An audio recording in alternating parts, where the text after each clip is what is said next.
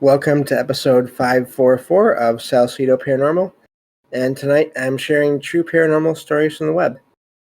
As always, you can find all episodes along with social media links on the podcast page, and also other ways to contact me, and that would be salsidoparanormal.podbean.com. That's SALSIDO paranormal.podbean.com. Always happy to hear from you all, whether you have comments or questions or topic suggestions or stories of paranormal experiences, whether they're your own or from others that you trust. Happy to either read those or have you join me on the show to talk about them. Thank you all for listening, whether you are here for the live streams on Discord or if you listen on the podcast or YouTube feeds or on the Troubled Minds Radio Network, KUAP Digital Broadcasting. There you can hear replays of 2 episodes of the show every night at 6 p.m. Pacific, 9 p.m. Eastern, right before Troubled Minds Radio comes on. As always, I want to thank Michael Strange, host of Troubled Minds Radio, as well as Liam Martin, host of the Exile Minds podcast, for producing these shows and putting them up on the station, along with the music that you hear at the beginning and end of every episode. If you'd like to support the show, there are some different ways to do that. You can always share the show with others and rate and review it on your favorite podcast platform. You can also sign up to the Patreon page and get one extra episode of these true paranormal stories from the web every month, and that is for anyone that signs up to any of the paid membership tiers there. You can also find books I've written, paranormal fiction, nonfiction. I can't remember if I said that or not, so I'm saying it now. Over on Amazon. And then, of course, you can always send a one-time donation through PayPal. Help is never expected, but always appreciated, as there are expenses in doing these shows, from equipment to research materials to travel expenses in some cases. And I think that covers everything. So tonight we're going to start with the story that I tried to read the other night and could not find half of the story, thanks to a setting over there in Microsoft Word that I had to change. So that's what we're going to start with tonight, so that I'm not leaving everyone hanging with that for long. And so let's get to the file and get started. So let's see. Okay, this is actually I wanted to share this one because I really find it interesting, the concept of it anyway. So this one says, once I find out, there you go. My mom had a dream shortly after her grandma's passing. It took place in the family's summer house, where we go and visit sometimes. My mom walked into the living room and saw her grandma sitting in a chair. My mom asked her grandma why she was there. Her grandma responded, expressing difficulty entering heaven due to all the paperwork that she had to fill out. Her grandma mentioned that she and a friend had spent the day signing papers and filling out forms. My mom found the concept amusing and still smiles when recalling the story. And that's where that one ends. And it's amazing because it brings to mind, of course, my favorite movie, which is Beetlejuice. And the way they're in that movie, in that fictional universe, you could say, there is this bureaucracy that handles, I guess, the passing, the transferring of people from the world of the living to whatever there is in the afterlife. And it's not just the office. That is not the end of everything. That's not the afterlife, so to speak. It's sort of like really like a process to get from one place to another. You have to go through this office. And that is a major point, or a major scene, setting, I should say, in that movie in Beetlejuice, which I'm looking forward to, but also dreading the sequel that's coming out later on this year. But I will see it because I have to, because it's a sequel to my favorite movie. But anyway, I'm really amazed that this came up in an account of an experience, because it just makes me wonder, is the part of that movie, is that setting, that office complex, whatever it is there something like that? Does something similar exist? How literal was the writer's, I guess, to be great grandmother? How literal was she being when she was talking about paperwork and filling out forms to get into heaven, whatever that might be? Was it more just a metaphor for sort of the process just taking a long time in general? Or is there some kind of a verification process, even if it's not paperwork? Is there some kind of a system? And again, some kind of an office system, even if it's not sort of visualized the way that we would think of it. And I mean, obviously not the way it was visualized in the movie, because that movie was it was a dark comedy, and it was also just a lot of people, I remember hearing about people say it was just a weird movie. So I don't know, but I just love that there's this account of this sort of possibly a similar experience to what is in a movie, a fairly well-known movie. So yeah, I really wanted to share that account there, because it's an idea that I have a book that I've started a couple of years ago, and that concept is part of that book, because I've always wanted to sort of work that into a book at some point. And so I'm hoping to get back to that writing process within the next month or so, maybe 2 months here. But I'll keep everyone posted on that once that happens, once I get back to writing again, maybe more often. So, but yeah, so that's the first story there I wanted to share for tonight. So we can move on to the next one here. I could probably talk about that whole office complex idea for another 20 minutes, but that would not do because I've already talked about it. So, let's see here. There is a window I need to close because I don't need it anymore. Let's see here.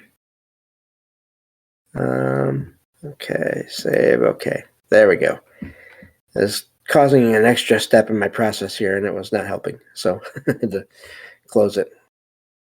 Okay, so this one says, about 4 years ago, I was visiting a friend at their house across the street from my own house. They walked me home, but before I arrived, my mother and her boyfriend saw a figure resembling me in a nightgown and with their hair down in the hallway, though I was wearing a t-shirt, jeans, and I had my hair up. My mother tried to talk to this figure, even asked her boyfriend if he saw it as well. He confirmed that he did, and they were both freaked out. A month or two later, a different friend was at the house, same house, sitting on the living room couch. They saw a vivid figure of me walking towards my bedroom closet from the bathroom. They tried to talk to me, in quotation marks there, but then realized that I was still in the shower. My friend was so frightened, they almost jumped in the shower with me. This last event happened at a new location, a new apartment, I've lived in for the last 3 years.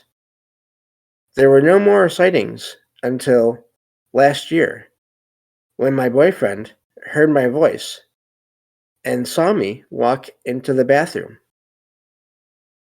But then he found me asleep in our bedroom with my young niece, who was visiting at the time. This other me never caused any real harm, but it still doesn't make any sense. I'm guessing the niece was a kid or something, and they were just staying over to visit. But yeah, that's an odd one there. It sounds like a doppelganger in a way, but I still always wonder about that. Is it some other entity that is trying to mimic the person? I think that's always a possibility, and it probably does happen. But also, I wonder about time anomalies and even sort of maybe connections between parallel alternate universes where maybe the people that saw this writer, this person, um, in all those situations, maybe they were seeing a version of this person, just not the one that they knew. And that may even explain why, in the last account there, in the last sighting, the boyfriend heard the writer speak and then saw them. So it wasn't even just an image, it was a voice. And again, if it was some other version of this person that wrote this and submitted this online to a website, if it was just another version of them, that other version may have also still recognized the boyfriend if the boyfriend was also in that other universe. So just possibilities there with all those things I think are important to keep in mind, because I think there are other possibilities. I don't think there's ever just one reason for things to happen. It seems like there's always multiple possible causes for things. Not that I know any of this for sure, but based on all the just when you start to listen to or read all these accounts of these experiences, I mean, now I've probably gone through a few hundred or more. You start to see patterns, and I think anyone that looks into any topic will tell you that can happen. So, but so that's that one. I think I'll move on to the next one here, and we'll get through a couple more. A couple of these are shorter today than they can be at times. So, usually I only get through 3, but I think this one will get through a couple more. Let's see here. Okay, this next one says, this happened at night while my son and I were visiting my aunt's house. My son woke me up to use the bathroom as he couldn't reach the light switches on his own. I noticed an unusual cold in the bathroom despite the current warm weather. There was no air conditioning in the house. Once we were back in bed, my son mentioned seeing a, in quotation marks, cloud, out of quotation marks there, above him. I looked and saw it was somewhat illuminated. It appeared to move from the bottom of the bed up along the side I was on and out the door. I told my son that it was nothing to worry about. The next morning, I woke up before my son and headed to the kitchen. My aunt was there, and she asked if I went upstairs to her bedroom last night. She heard someone on the stairs. Of course, I hadn't. I told her about the cold bathroom and the cloud. My aunt suggested it might have been her deceased father visiting. He regularly checked in on her when he was alive. We agreed not to discuss any of this in front of my son. We didn't want him to be frightened. My son woke up later and mentioned the cloud right away. He described its movement exactly as I perceived it. My aunt and I explained that it was probably my grandfather checking in on all of us so that my son wouldn't be frightened. I find this idea comforting. I'm not afraid of death, as I work in healthcare and have seen people pass. It is only hard for those that are left behind in the end. And that's where that story ends. So I wonder about that. I'm hoping that, of course, the writer there and their aunt were right about that. And it's always hard to say for sure because we weren't there, obviously. I think a lot of cases people will hope that it's a certain someone that they know, or other cases they'll be able to sort of feel or sense that it's that person. So I don't know which was the case there. It sounds like they were just hoping, but maybe I'm wrong there because doesn't go into detail about that. Just sounds like though it was an active house, that at least that night, with the cold spot in the bathroom, which of course on its own maybe could be written off. The self-illuminating cloud, small cloud basically, because usually when you think of clouds they're bigger. Inside the room, that's kind of odd. Excuse me. And then of course the footsteps on the stairs that the writer and their son weren't even aware of because I guess their room was on the ground floor. So everyone in the house, it sounds like, that was there was having experiences that night. So, excuse me. So yeah, it just sounds like it was an active place, at least for that night, if nothing else. But it does sound like the aunt has had experiences before this. So yeah, that's a neat one there, just because of all you had three witnesses to different things, to the same thing at the same time.